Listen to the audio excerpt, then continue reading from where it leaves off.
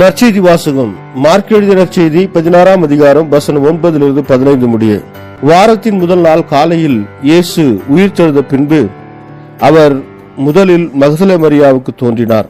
அவரிடமிருந்துதான் அவர் 7 பேய்களை ஓட்டியிருந்தார். மரியா புறப்பட்டு சென்று இயேசுவோடு இருந்தவர்களிடம் அதை அறிவித்தார். அவர்கள் துயருற்று அழுது கொண்டிருந்தார்கள். அவர் உயிரோடு இருக்கிறார் என்றும் மரியா அவரை கண்டார் என்றும் கேட்டபோது அவர்கள் நம்பவில்லை. அதன் பிறகு அவர்கள் இருவர் வயல்வெளிக்கு நடந்து சென்ற போது இயேசு அவர்களுக்கு வேற்று உருவில் தோன்றினார். அவர்கள் சென்று அதனை மற்றவர்களுக்கு அறிவித்தார்கள். அவர்கள் சொன்னதையும் சீடர்கள் நம்பவில்லை. இறுதியாக 11 பந்தியில் அமர்ந்திருந்த பொழுது அவர்களுக்கு இயேசு தோன்றினார்.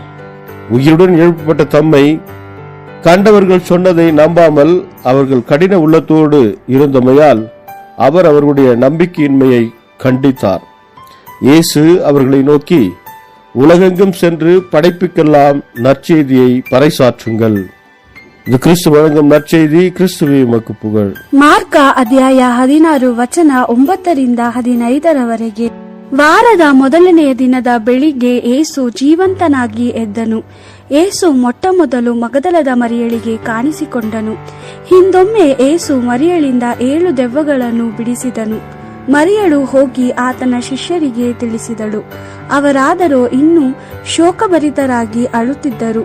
ಯೇಸು ಬದುಕಿರುವುದಾಗಿಯೂ ತಾನು ಆತನನ್ನು ನೋಡಿದಾಗಿಯೂ ಮರಿಯಳು ತಿಳಿಸಿದಾಗ ಶಿಷ್ಯರು ಅವಳನ್ನು ನಂಬಲಿಲ್ಲ. ನಂತರ 2 ಶಿಷ್ಯರು ಹಳ್ಳಿಯಲ್ಲಿ ನಡೆದುಕೊಂಡು ಹೋಗುತ್ತಿರುವಾಗ ಯೇಸು ಅವರಿಗೆ ಬೇರೊಂದು ರೂಪದಲ್ಲಿ ಕಾಣಿಸಿಕೊಂಡನು. ಈ ಶಿಷ್ಯರು ಇತರ ಶಿಷ್ಯರ ಬಳಿಗೆ ಹಿಂತಿರುಗಿ ಈ ವಿಷಯವನ್ನು ತಿಳಿಸಿದರು. ಆದರೆ ಆ ಶಿಷ್ಯರು ಅವರನ್ನು ನಂಬಲಿಲ್ಲ. ನಂತರ 11 ಜನ ಶಿಷ್ಯರು ಊಟ ಮಾಡುತ್ತಿರುವಾಗ ಯೇಸು ಅವರಿಗೆ ಕಾಣಿಸಿಕೊಂಡನು. ಶಿಷ್ಯರಲ್ಲಿ ಕೊಂಚ ನಂಬಿಕೆ ಇದ್ದುದರಿಂದ ಯೇಸು ಅವರನ್ನು ಖಂಡಿಸಿದನು. ಏಕೆಂದರೆ ಯೇಸು ಸಾವಿನಿಂದ ಎದ್ದು ಬಂದಿದ್ದಾನೆಂದು ದೃಢವಾಗಿ ಹೇಳಿದ ಮಾತನ್ನು ಅವರು ನಂಬಲಿಲ್ಲ. ಯೇಸು ಶಿಷ್ಯರಿಗೆ, ಪ್ರಪಂಚದ ಎಲ್ಲ ಕಡೆಗೆ ಹೋಗಿರಿ, ಪ್ರತಿಯೊಬ್ಬನಿಗೂ ಸುವಾರ್ತೆ ಹೇಳಿರಿ. ದೇವರ ವಾಕ್ಯವಿದು. ದೇವರಿಗೆ ಕೃತಜ್ಞತೆ ಸಲ್ಲಲಿ. Gospel according to Mark chapter 16 verse 9-15. After Jesus rose early on the first day of the week, he appeared first to Mary of Magdala, from whom he had driven out 7 demons. She went and told the news to his followers, who were now mourning and weeping. But when they heard that he was alive and had been seen by her, they would not believe it. After this, he showed himself in another form to 2 of them as they were walking into the country. These men too went back and told the others, but they did not believe them. Later, Jesus showed himself to the 11 while they were at table.